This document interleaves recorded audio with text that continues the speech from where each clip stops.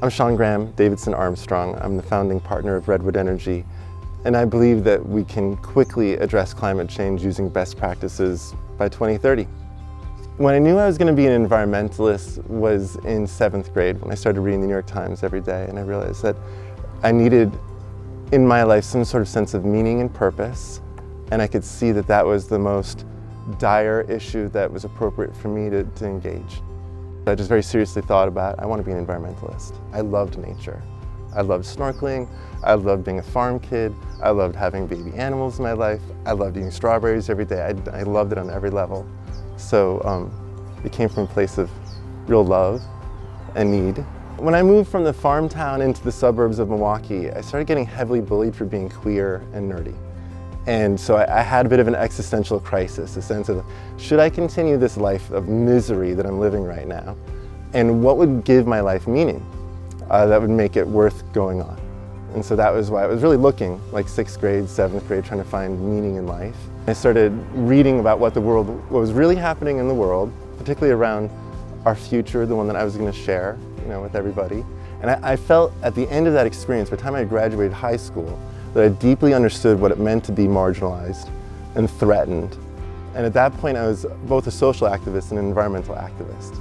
And so I was an anti-racism activist, and I cultivated friendships, and I started performing in a black gospel choir, even though I don't believe in religion, but I really believe in emotion. I really believe in connecting with other people through music.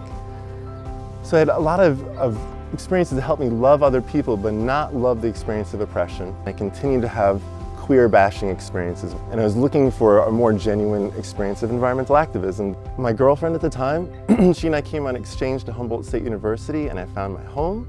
I found that it was safe to be queer here, that it was supported to be an environmentalist, and I met other activists who were even weirder and more rugged than I was.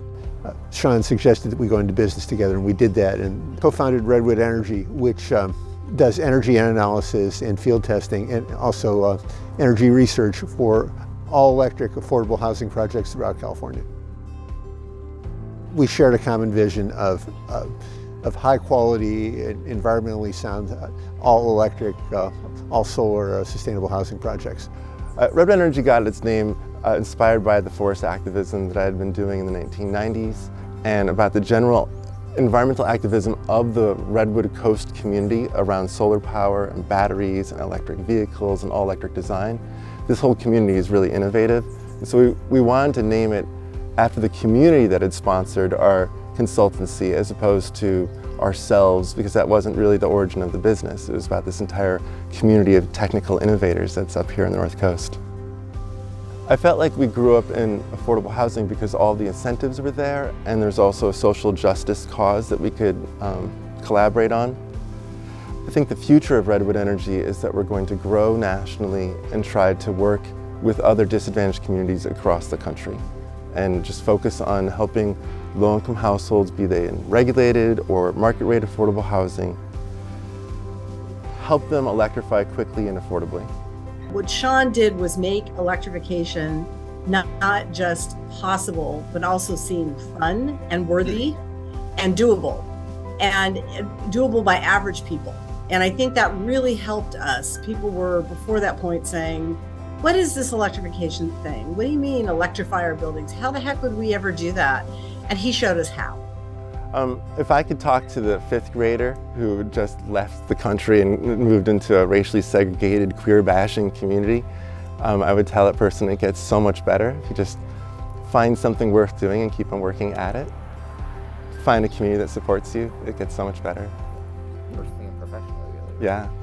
Yeah, both personally and professionally, it gets better.